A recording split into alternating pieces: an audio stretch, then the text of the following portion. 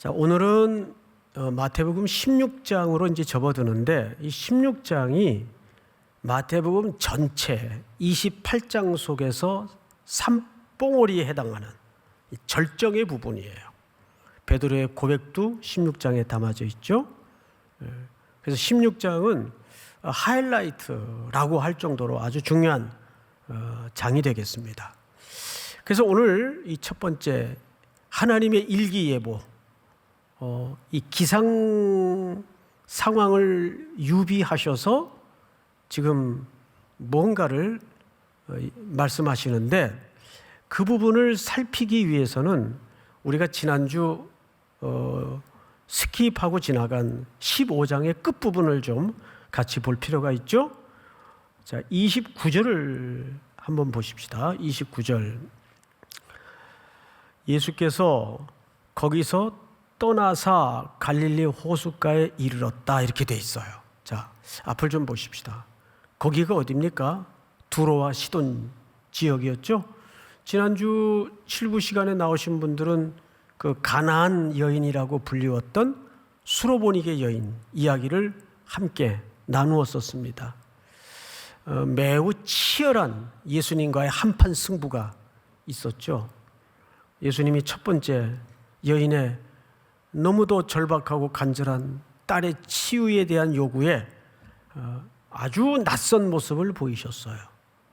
나는 이스라엘로 보냄을 받았지 이방인으로 보냄을 받지 않았다. 이거는 우리가 만날 수 없었던 예수님의 아주 낯선 태도였습니다. 두 번째로 여인이 물러서지 않자 이렇게 설명을 합니다. 자녀의 떡을 취해서 개들에게 주는 것이 옳지 않다. 이거 더더욱 가혹한 얘기를 하셨어요. 이 정도 되면 자존심 상해서라도 여자가 물러날 줄 알았는데 더 바짝 달려듭니다. 여기서 본격적인 예수님과의 한판 승부가 벌어져요. 예, 당신 말씀이 옳습니다. 저 개입니다. 그래서 호칭이 주인으로 바뀌죠. 주여에서 주인님. 그러면서 이렇게 얘기를 해요. 그러나 당신 말이 옳지만 개들도, 이제 자기가 개로 정의된 거예요. 스스로. 개들도 주인의 상에서 떨어지는 떡부스러기를 먹지 않습니까? 그 은혜라도 저는 좋습니다. 그러자 이 여인을 향해서 예수님이 손을 들어요. 네 믿음이 크도다. 네 믿음이 크도다. 대단한 여인이에요. 자, 그리고 나서 이제 그 지역을 떠나신 거예요. 그리고 갈릴리 쪽으로 돌아오셨죠? 자, 29절을 보세요. 떠나사 갈릴리 호숫가에 이르러 산에 올라가 거기 앉으시니, 항상 예수님이 어디에 앉으셨다는 말은 통치의 시작, 경영의 시작을 담고 있는 겁니다. 그러자 큰 무리가 몰려들어요. 근데 그 무리의 면면을 좀 보십시다. 다리 저는 사람, 장애인, 맹인, 말 못하는 사람, 기타 여러 그런 유사한 인생의 부류들을 데리고 예수님 발 앞에 앉히십니다. 그러자 예수님이 그들을 다 고쳐요. 다 정상적으로 되돌려놔요. 회복의 역사를 암시하고 있는 거죠. 그러자 31절, 말 못하는 사람이 말하고 장애인이 온전하게 되고 다리 저는 사람이 걸으며 맹인이 보는 것을 무리가 보고 놀랍게 여겨 이스라엘의 하나님께 영광을 돌리니라, 이렇게 돼 있어요. 이게 뭘까? 자, 그래서 이 부분은 사실상 오래전에, 수백 년 전에 이사야라는 선지자가 예언을 하나 했어요. 이런 예언이었어요. 우리가 기다리던 그 메시아가 오시면 이런 표적이 따를 것이다. 그래서 그 표적의 성취, 표적은 어디까지나 표적이잖아요. 근데 그것의 실체가 예수님 자신이라는 걸 설명하기 위해서 이런 역사 속에서 실제 퍼포먼스를 하시는 거예요. 그러니까 이 기적은 기적 자체로만 목적이 있는 게 아니에요. 바로 이 기적을 행하시고 펼치시는 이분이 구약에 오리라 예언되었던 바로 그 이사야 선지자의 예언의 성취적 인물이다. 그래서 우리 그 이사야 선지자의 원문을 좀 한번 보도록 하십시다. 이사야 35장을 보세요. 그때에 맹인의 눈이 밝을 것이며 못 듣는 사람의 귀가 열릴 것이며 그때 저는 자는 사슴같이 뛸 것이며 말 못하는 자의 혀는 노래하리니 이는 광야에서 물이 솟겠고 사막에서 시내가 흐를 것임이라. 그때가 오면 이런 일이 일어날 것이다. 그런데 오늘 갈릴리 호숫가에 몰려든 이 불행한 인상 군상들의 모든 면면이 일치합니까 안 합니까? 이런 사람들을 예수님이 고쳐내요. 그리고 나서 두 번째 스토리를 우리가 좀 봐야 됩니다. 32절 예수께서 제자들을 불러 이르시되 내가 무리를 불쌍히 여기노라. 그들이 나와 함께 있은 지가 이미 며칠입니까? 3일이에요. 사흘이매 이렇게 돼 있어요. 사흘이매. 제가 아주 어릴 때 기초 실력이 없어가지고 학교를 왔다 갔다 하다 보니까 사흘을 4일로 이해를 하고 살았던 잠깐의 시절이 있었어요. 여기서 사흘은 3일을 얘기합니다. 3일. 또 저같이 그렇게 잘못 이해하는 분이 안 계시리라고 믿습니다. 네, 사흘. 사흘임에, 그러니까 이들은 사흘 동안 어떤 상태였어요? 텅 빈 들판에서 먹을 것 없이 그냥 팽개쳐진 이런 상태로 기가 막힌 절망스러운 상태로 놓여져 있던 사람들이었어요. 그런데 이 사람들을 예수님이 어떻게 여기신다고 되어 있죠? 불쌍히 여기노라. 모든 구원과 은혜의 시작은 우리의 불쌍히 여길 만한 상태에 있지 않아요. 그분의 긍휼하심에서 기초가 있습니다. 다시요. 우리가 그렇게 불쌍히 여김을 받을 만한 상태가 구원의 은혜의 출발점이 아니에요. 은혜의 출발점은 그분이 불쌍히 여기고 은혜를 줄 의도가 있어야 돼요. 그러니까 은혜의 근거는 우리가 불쌍하기 때문이 아니에요. 그분이 불쌍히 여기서서 은혜가 시작이 되고 구원이 시작이 되는 거예요. 이건 달라요. 자, 그런데 길에서 기진할까요? 굶겨 보내지 못하겠노라. 여러분, 굶주린 사람들을 그래서 교회는 굶겨 보내는 일이 있어서는 안 됩니다. 믿습니까? 굶겨 보내서는 안 돼요. 우리 33절을 한번 볼까요? 시작. 제자들이 이르되 광야에 있어 우리가 어디서 이런 무리가 배부를 만큼 떡을 얻으리이까. 네, 이 제자들은 장차 교회의 모형일 텐데 고민에 빠진 거예요. 어디서 이 사람들을 다 해결할 수 있겠습니까? 방법이 없습니다. 그 뜻이에요. 그러자 34절 예수께서 이르시되 너희에게 떡이 몇 개나 있느냐? 이르시되 7개와 작은 생선 두어 마리가 있나이다 하거늘. 유명한 오병이어의 역사 다음에 등장하는 칠병이어의 역사예요. 근데 사실상 형태는 살짝 달리 등장할지라도 본질은 같아요. 말하자면 오병이어도 예수님이 빈들에 스스로 생명의 떡으로 자신의 하늘에서 내려온 생명의 떡인 것을 선포하시고 어떻게 그들을 불쌍히 여기셔서 그들에게 생명의 떡이 되어주시는가를 설명했다면 오늘 이 사건은 사흘 동안 빈들에 버려진 백성들을 향해 예수님이 십자가의 죽음과 사실상 부활의 소망을 그들에게 가져다 준다는 영적인 메시지가 연결선상에서 담아져 있는 겁니다. 자, 볼까요? 37절 다 배불리 먹고 남은 조각을 7 광주리에 차게 두었으며 먹은 자는 여자와 어린이 외에 4,000명이었더라. 여기는 4,000명을 먹였어요. 근데 어린이 여자는 제외한 숫자만 4,000명이에요.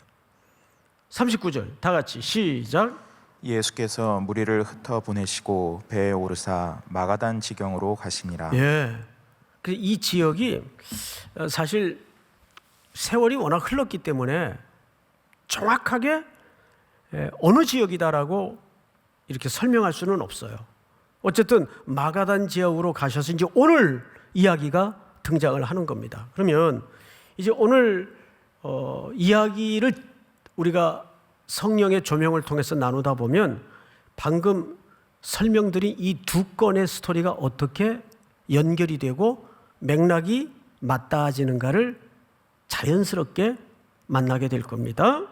자, 16장 1절로 건너가죠.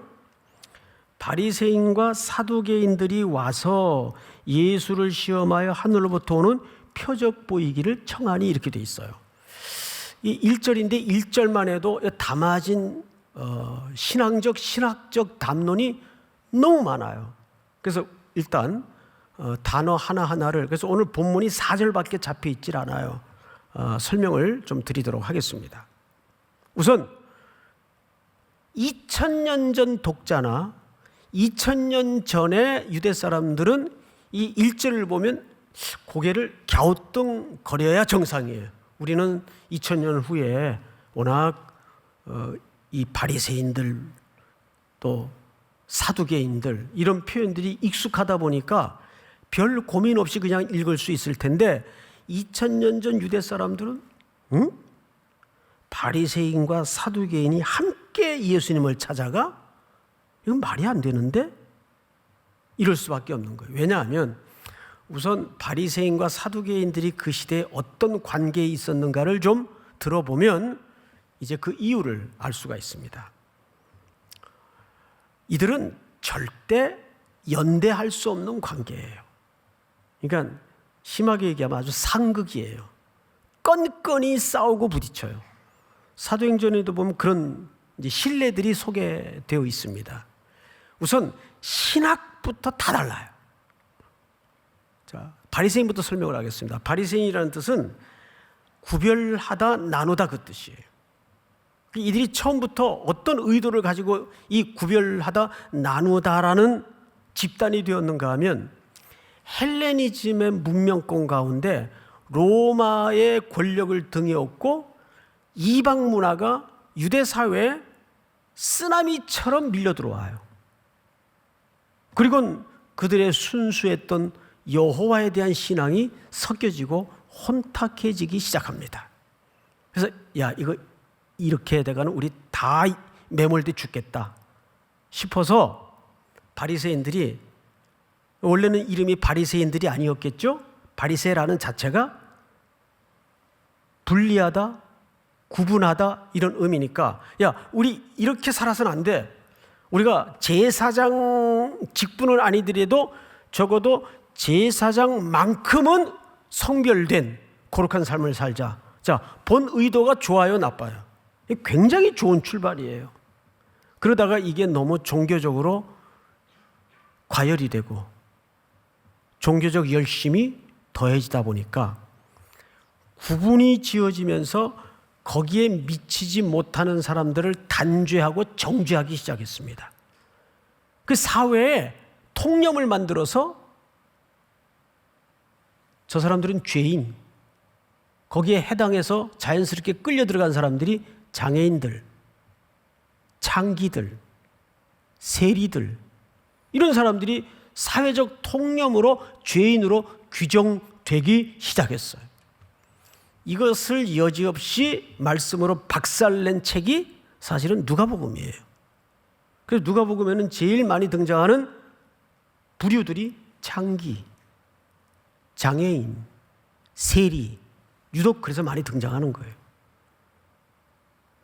그리고 이 바리새인들은 어떤 특징이 있는가 하면 안식일 정결법, 갖가지 식사법, 이런 것을 목숨처럼 전통을 만들어서 이 정도는 살아야 하나님 앞에 의로운 사람이다. 이런 밑도 끝도 없는 잣대를 만들어서 앞불사 하나님의 말씀 위에다가 그 전통을 두기 시작했어요. 그러니까 나중에는 전통이 먼저예요. 그리고 그 다음이 말씀이에요. 이런 신학적인 근본적 우를 범하기 시작합니다. 그런데 거기에 반해서 사두개인들은 이 대제사장 일설에는 사독계열의 가문에서 출발된 귀족 출신들이라고 명시되어 있습니다.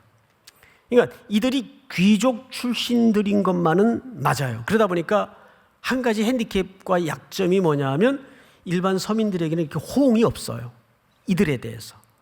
그리고 이들은 또 하나 특징이 기적, 초자연, 초월 이런 거 일체 믿질 않아요. 그 당시 기준으로 요즘 세상이 어떤 세상인데 뭐 바다가 갈라지고 또 죽은 자가 살아나고 그래? 아예 이들의 신학 안에는 내세라는 개념이 담아있질 않아요. 그러다 보니까 물어봅시다. 이들이 부활을 믿었겠어요? 안 믿었겠어요? 부활을 믿지 않아요. 어떻게 죽은 자가 살아나? 대명천지에 이렇게 된 거죠. 그러니까 바리새인과 서기관들은 이 신학적 차이서부터 도저히 함께 알 수 없는 사람들이에요. 그런데 지금 예수님을 타깃으로 연대를 이루어서 찾아온 게 오늘 포커스예요. 그러니까 이런 거죠. 공동의 적이 생긴 거예요. 그러다 보니까 이익이 다르고 견해가 달라도 연대가 이루어진 겁니다. 세상이 그래요. 진리의 거부감을 갖고 있는 사람은 여러분들을 향해 공격하는 문제에 대해서는 세상은 다 한 덩어리로 친구가 됩니다. 왜? 이 세상의 구조가 사실은 영적인 싸움이기 때문에 그래요. 그러니까 그런 걸 여러분들이 이상하게 생각해서는 안 돼요. 영적인 싸움이기 때문에 할 수 없어요. 여러분 저기 마태복음 뒤쪽에 가면 요한복음에도 나와 있죠. 빌라도와 헤롯이 친구가 돼요. 십자가 사건을 정점으로 예수님을 신문하는 과정에서 둘이 너무 예수님을 맞듣지 않게 생각하니까 친구가 돼요. 근데 이 둘은 친구가 될 수 없는 정치 공학을 안고 있단 말이에요. 헤롯은 분봉 왕이라도 유대의 지도자예요. 빌라도는 로마 정부에서 파견된 사실상 실세예요. 이 둘이 맞겠어요, 정치적으로? 그런데 십자가를 향하여 예수님을 못 박고자 할 때 둘은 친구가 돼요. 이건 뭡니까? 사두개인들이나 바리새인들, 빌라도나 헤롯은 빌라도가 예수님에게 물었던 유명한 질문이 뭐죠? 진리가 뭐냐 그랬어요. 그 말은 무슨 뜻이라고요? 진리가 밥 먹여주냐? 그 뜻이에요. 그러니까 오늘 여기서 우리가 만나는 것은 뭐냐 하면 세상은 진리에 관심이 없어요. 땅에 먹고 사는 게 그들의 모든 가치관에서는 전부일 수밖에 없기 때문에 보이지 않는 가치관, 진리, 보이지 않는 세계에 대해서는 관심이 없어요. 근데 그들이 지금 연대를 이루어서 예수님을 찾아왔어요. 그럼 뭐라는 걸 한번 잘 보세요. 자, 이렇게 얘기합니다. 예수를 뭐하여? 시험하여. 자, 이들이 찾아온 목적은 진리가 궁금해서, 예수님의 정체가 궁금해서 찾아온 게 아니에요. 어떤 정당한 요구를 하기 위해서, 질문을 하기 위해서 찾아온 게 아니에요. 시험에 떨어뜨리기 위해서, 그 시험의 올무에 걸려 넘어지게 하기 위해 찾아온 거예요. 마태복음 4장에 예수님이 공생을 시작하실 때 전에 사단에게 시험을 받아요. 근데 그 시험의 모든 내용들이 전부 뭡니까? 땅의 것으로 시험을 해요. 땅의 것으로. 그러자 예수님께서는 전부 세 가지 큰 인생을 대변하는 시험을 뭘로 극복하시고 물리치십니까? 말씀이에요. 하나님의 말씀에 이르기를 하나님이 가라사대 전부 말씀으로 물리치세요. 자, 이들은 이제 시험을 시작합니다. 근데 질문을 잘 보세요. 이렇게 질문을 하죠. 하늘로부터 오는 표적 보이기를 청하니, 이렇게 되어 있습니다. 자, 여기서 이들의 질문은 하늘로부터 오는 표적 보이기를 요구했어요. 근데 유대인들 속에 이 하늘로부터라는 말이 두 가지로 해석이 가능합니다. 첫째는 우리가 이렇게 나가면 물리적으로 위를 쳐다보면 보이는, 요즘 날씨가 너무 좋죠. 예. 어제도 이게 창밖으로 이게 남산 타워가 보이잖아요. 이렇게 보는데 정말 하늘이 쩡 소리가 날 정도로 맑더라고요. 높고 깨끗한 하늘이 남산을 떠받치고 있어요. 이렇게 사진기 있으면 이 사진기를 좀 멋지게 이렇게 컷을 잡아서 찍고 싶을 정도로 하늘이 깨끗해요. 그러니까 날씨가 좋았죠. 그런데 바로 그런 하늘을 얘기하는 건지, 그러니까 물리적 하늘, 아니면 마태의 용법 또는 유대인의 개념상 유대인들은 하늘을 어떻게 이해를 또 다르게 가질 수 있는가 하면 하나님을 직접적으로 표현할 수가 없어서 하늘에서라고 표현을 하기도 합니다. 마태도 그런 용례를 많이 사용을 했고, 그래서 이 물리적인 하늘을 말하는 걸까, 하나님을 하늘로 표현한 걸까? 여러분 생각에는 어떠했을 것 같습니까? 전자일까요? 후자일까요? 이거는 후자입니다. 하늘로 설명을 했지만 하나님께로부터 온 표적을 보여달라라고 질문을 한 거예요. 자, 그러면 여러분, 이것보다 아이러니한 질문이 어디 있어요? 하늘부터 표적의 실체로 오신 분이 누굽니까? 바로 지금 자기들이 묻고 있는 예수님이 하늘로부터 온 우리 인류 역사상 가장 큰 표적 아니에요? 더 큰 표적이 있어요?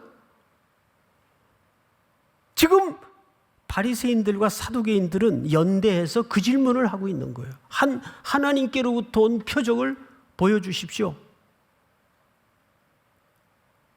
그러면 이들이 적어도 물리적인 하늘을 말하는 게 아니었어요. 하나님께로부터 온 표적을 요구했어요. 근데 이게 얼마나 역설이고 아이러니냐 그 말이에요. 지금 그 표적의 실체가 인류 역사상 가장 위대한 표적이 자기들 앞에 계신데 표적을 보여달라는 거예요. 그러면 표적을 표적으로 보고 있다는 얘기입니까? 못 보고 있다는 얘기입니까? 지금 못 보고 있다는 얘기예요. 이게 얼마나 아이러니해요. 그래서 우리는 이들은 깨닫지 못한 상태니까 그렇게 물을 수 있지. 근데 이 질문에 예수님은 뭐라고 대답을 하셨나? 한번 보십시다. 2절을 우리 한번 전체 같이 읽어보십시다. 2절 시작. 예수께서 대답하여 이르시되 너희가 저녁에 하늘이 붉으면 날이 좋겠다 하고. 자, 이게 이제 예수님의 하나의 말놀이인데 참 재밌는 분이에요. 예수님은 그런 의미에서 이게 좀 비유가 가당치도 않지만 언어의 천재 같아요. 보세요. 이들은 지금 고상한 척하고 당신이 진짜 그 하나님께로부터 오신 그 메시아가 맞다면 뭐 표적을 좀 보여달라. 자기 나름대로는 형이 상학적으로 물었어요. 근데 예수님은 그 질문을 듣고 대답을 낮췄어요. 물리적인 하늘로 설명을 하십니다. 그래요, 안 그래요? 대답을 다운시켰어요. 레벨을 낮췄어요. 낮출 수밖에 없죠. 못 알아보고 못 알아들으니까. 그래서 예수님이 꺼내는 대답이 일기 얘기를 하신 거예요. 일기. 그러면서 너희가 저녁에 하늘이 붉으면 날이 좋겠다 하고 아침에 하늘이 붉고 흐리면 오늘은 날이 굳겠다 하나니 너희가 날씨는 분별할 줄 알면서 시대의 표적은 분별할 수 없느냐? 여기는 없느냐? 질문을 했지만 사실 원문은 이게 평서문으로 되어 있습니다. 없구나. 너희가 기상은 보고 분별을 하면서 이 시대를 뭐라 그랬어요? 이 시대의 표적은 분별하지 못하는구나. 이게 평서문으로 되어 있어요. 예수님이 질문한 게 아니에요. 그들의 까막 눈을 확정 지어 준 겁니다. 근데 여기에 예수님이 쓰신 표현 하나가 아주 오묘해요. 이 시대의 표적은 이렇게 얘기했어요. 이 시대라는 말이 원문에 카이로스로 되어 있어요. 카이로스. 여러분, 크로노스의 시간과 카이로스의 시간의 차이를 알죠. 크로노스는 말 그대로 물리적인 시간이에요.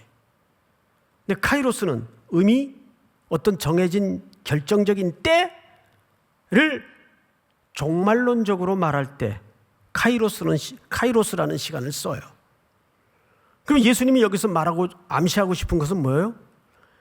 종말적인 표적에 대해서 이 시대의 표적을 너희는 분별하지 못하는구나. 그럼 지금 종말을 가져오시는 이 시대의 표적 누굽니까? 예수님 자신을 얘기하는 거예요. 예수님은 이렇게 말씀하시고 싶었고 지금도 우리들에게 이렇게 말씀하시는 거죠. 아니 어떻게 종말의 마지막 사인인 나를 보고도 무슨 표적을 보여달라 그러는 거냐. 보고도 보지 못하는 맹인들아 그 뜻이에요. 아니 기상은 보면서 분별을 하는데 어떻게 이 시대의 마지막 표적인 나를 보면서도 무슨 표적을 보여달라 그러느냐. 표적의 실체를 보고도 표적을 깨닫지 못하고 알아듣지 못하는 이 문맹들아 그 뜻이에요. 그러면서 예수님이 꺼내놓은 마지막 카드가 뭐냐면 설명을 들어보세요. 4절 악하고 음란한 세대가 표적을 구하나 요나의 표적밖에는 보여줄 표적이 없느니라 하고 그들을 떠나버리세요. 자 여러분 이제 앞을 보십시오. 다 왔어요. 여기에서 요나의 표적이 뭘까요? 요나의 표적. 여러분 요나는 요나서에 나오는 선지자 이름이죠. 요나는 하나님이 명령을 하셔서 니느웨 성에 가서 복음을 전하라 그랬는데 그 성은 철천지 원수의 나라의 수도예요. 그리고 너무 싫어서 아무리 하나님 명령이지만 이건 아닙니다 주님 하고는 다른 곳으로 가는 배를 얼른 집어타요. 그 불순종 때문에 바다에 노을이 일어나고 풍랑 속에 선원들이 제비를 뽑아서 요나를 바닷속으로 집어던지죠. 그리고 요나는 물고기에게 삼킴을 당합니다. 그리고 물고기 뱃속에서 며칠을 갇혀 있습니까? 3일. 3일을 갇혀 있어요. 그럼 과연 이게 뭘까를 우리가 설명하기 위해서는 이미 이 똑같은 내용을 예수님이 좀 확대해서 설명한 대목이 앞에 있어요. 12장을 좀 보십시다. 그때에 여기서는 이제 사두개인들이 아니고 같은 편인 서기관과 바리새인들이 찾아왔을 때입니다. 몇 사람이 말하되 선생님이여 우리에게 표적 보여주시기를 원하나이다. 다음 절 시작. 예수께서 대답하여 이르시되 악하고 음란한 세대가 표적을 구하나 선지자 계속 읽어주세요. 죄송합니다. 시작. 선지자 요나의 표적밖에는 보일 표적이 없느니라. 아멘. 자 보세요. 여기에서 또 똑같은 본문이 나오죠.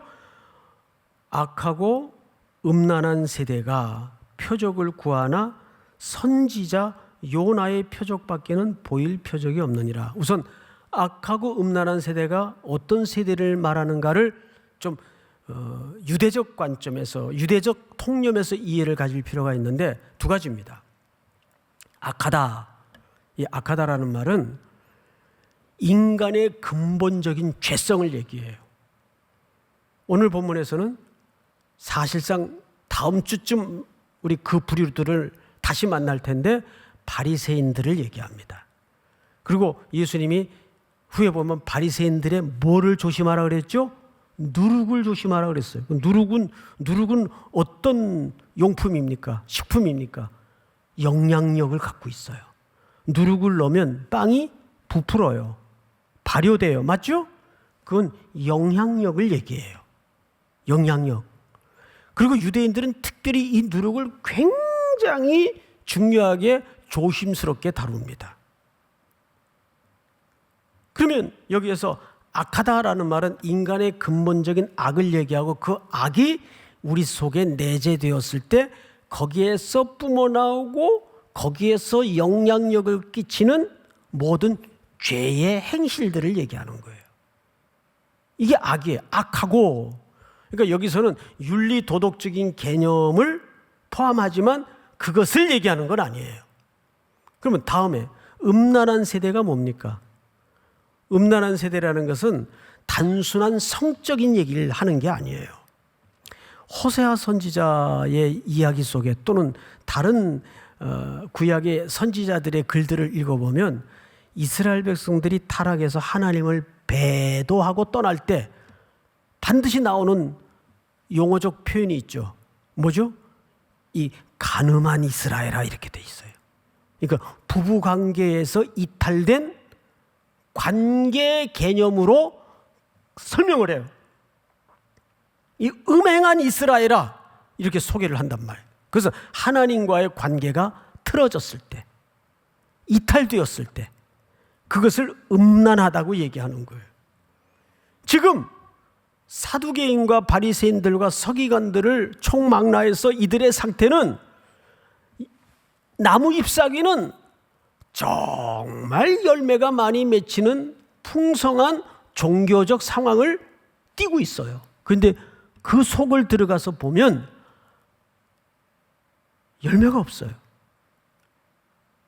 거두어낼 열매가 없어요. 이것이 예수님이 직면했던 이스라엘의 상태였습니다.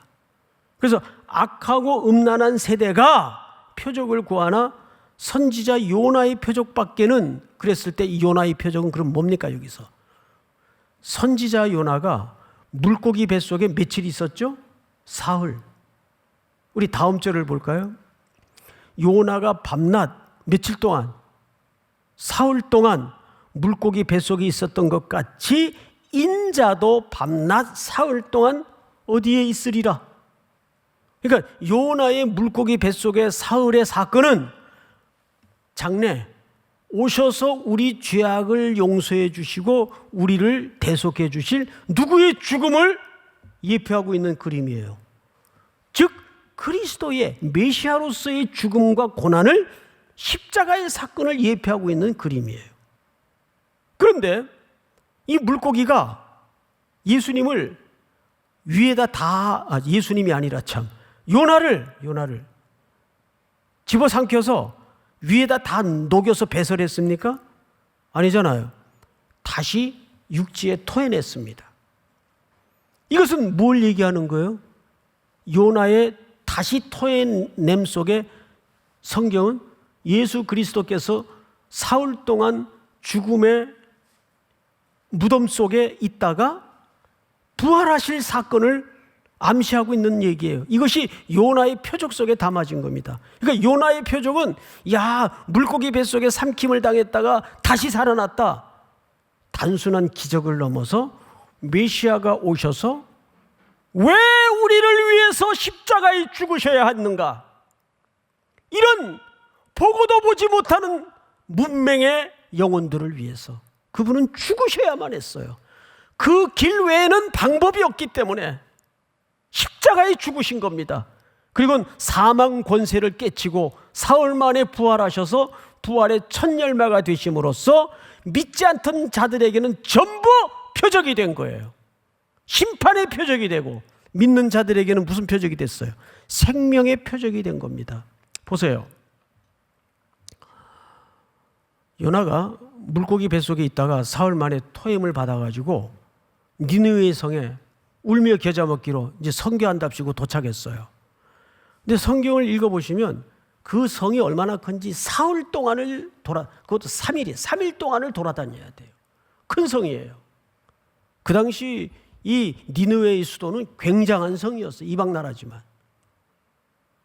그런데 요나가 얼마나 이 원수의 국가 백성들이 구원받는 걸 맞듣지 않고 싫어했는지 사흘 돌아다니면서 꼼꼼히 집집마다 선교를 하고 복음을 전한 게 아니라 하루 동안 그냥 처산춘 산소 벌초하듯이 휙 돌아다니면서 선교를 했어요. 근데 선교 내용이 뭔지 아세요? 성경에 기가 막힌 딱 한 문장, 그걸 선교라고. 너희들 40일 있다가 다 심판받는다. 이게 끝이에요. 요나서를 보세요. 요나가 그 얘기 왜 한 거 없어요? 너희들 40일 동안 있다가 여기 심판이 내릴 것이다. 그런데 더 기가 막힌 일이 벌어져요. 전도 같지도 않고 선교 같지도 않는 요나의 메시지를 니느웨 사람들이 듣고 왕에서부터 서민은 물론이려니와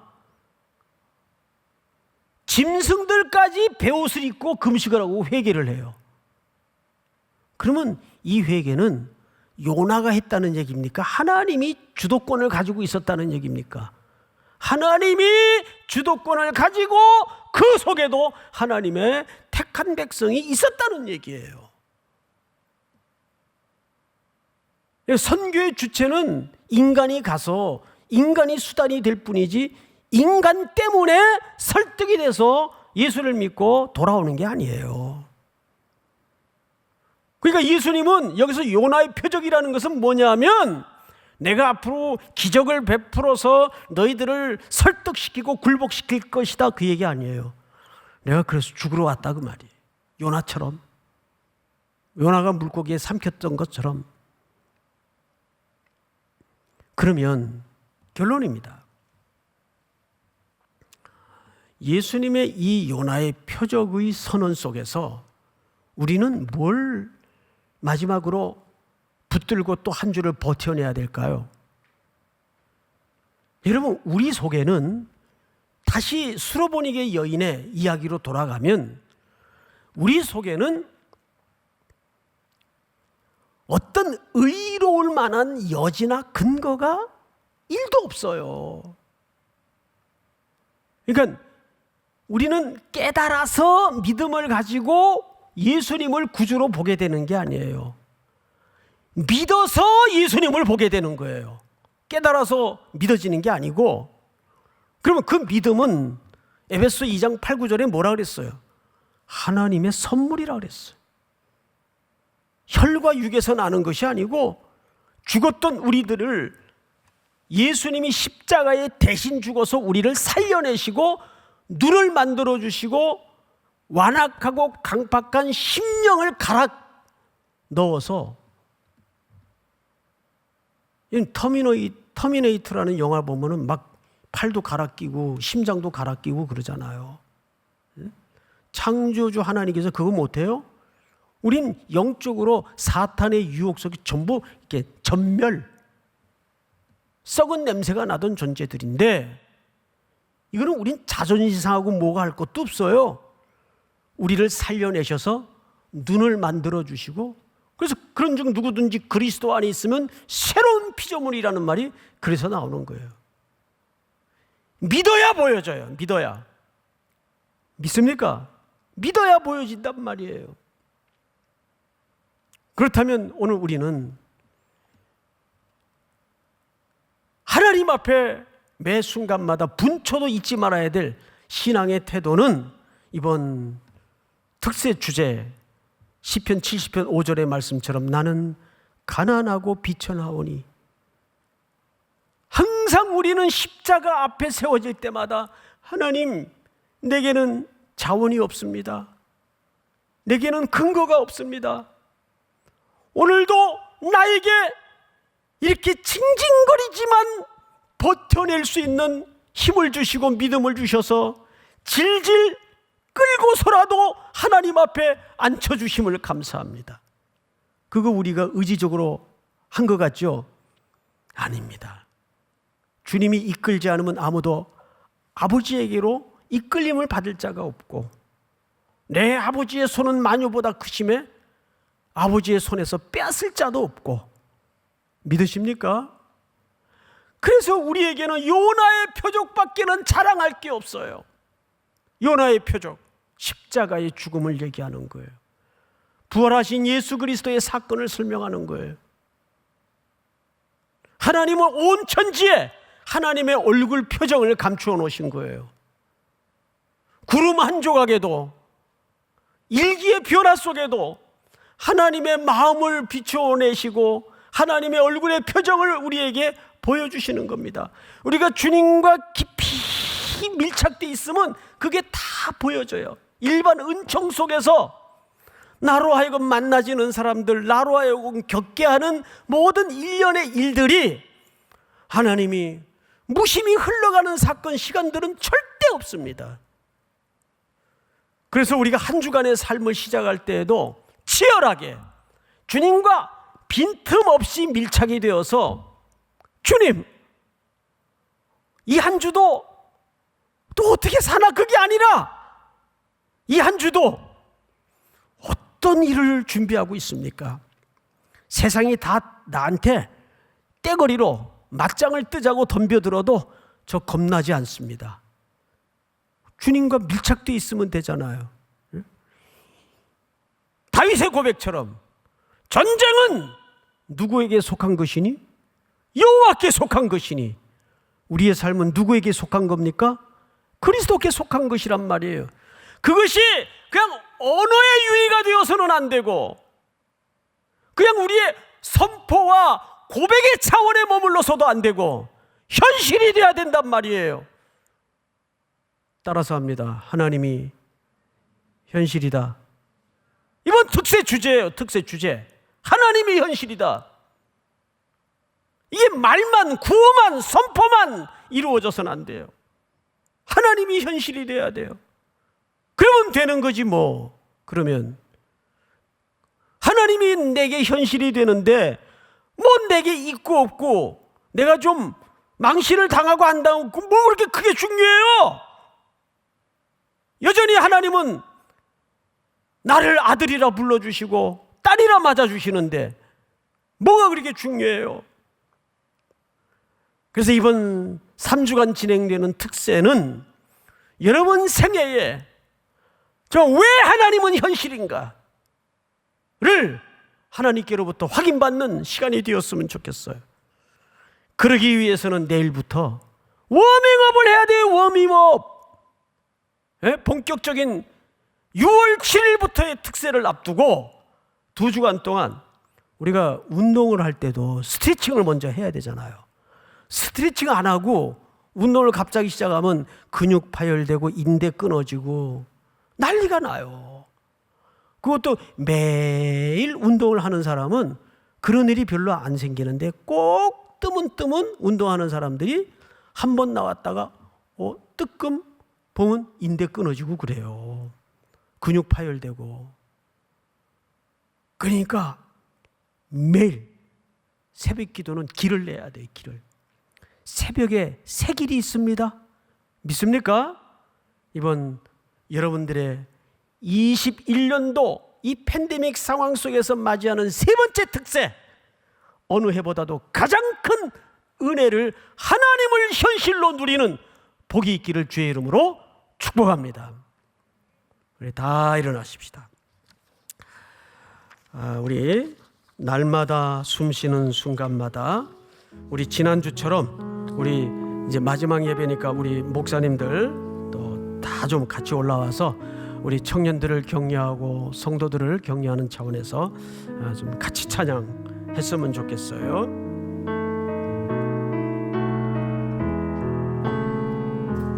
날마다 숨쉬는 순간마다 내 앞에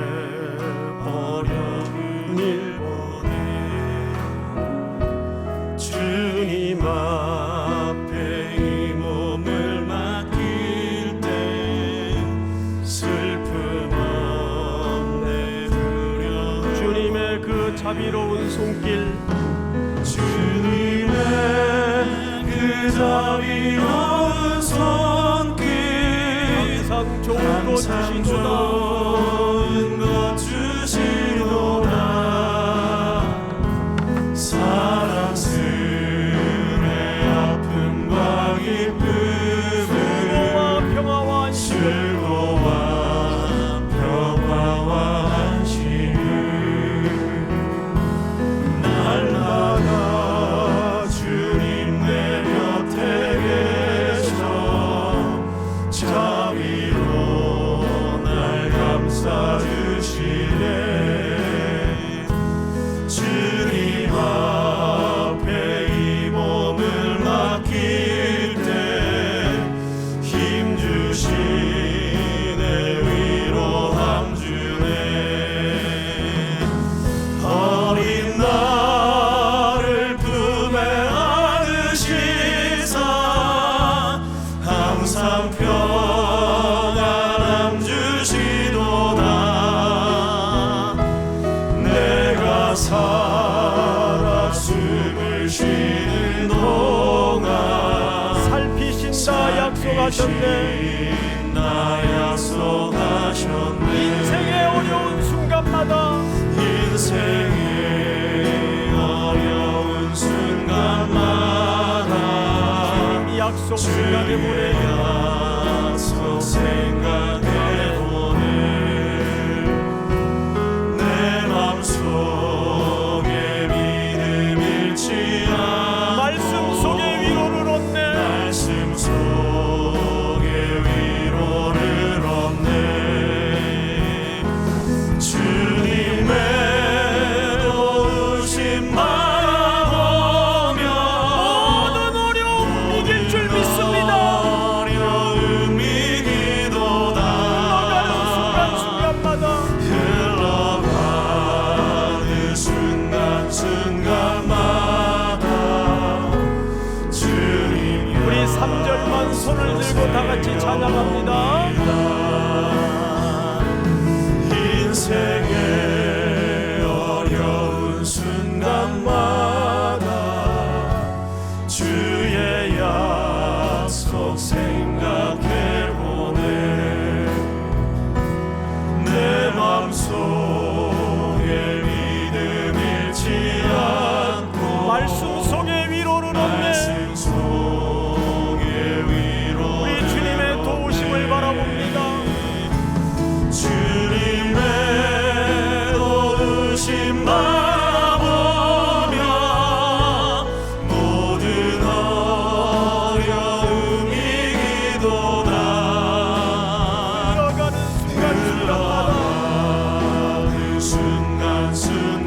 순간순간마다 주님 우리 다시 한번 흘러가는 순간순간마다 흘러가는 순간순간마다 주님 약속 새겨봅니다. 우리 목소리로만